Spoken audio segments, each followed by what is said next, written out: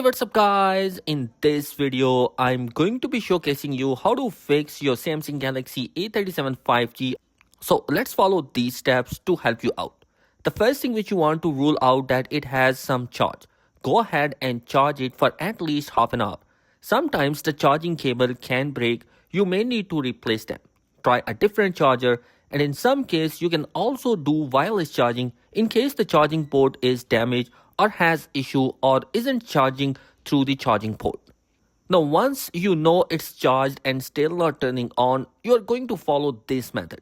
You are going to locate the volume down button and the power button or the side button. You are going to press and hold on to both of these buttons. So press the volume down and the power button at the same time. You are going to keep on holding until you can get the Samsung logo to appear. Once it's appear, you are in a business. You should have the phone now turning back on and the issue has been fixed.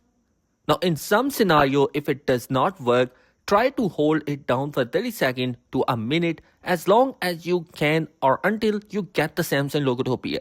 So guys, these are the two methods you can try. I hope this video will be helpful for you. If you have any question or query, comment down below. Be sure to subscribe because some amazing content is planned for this year. Peace.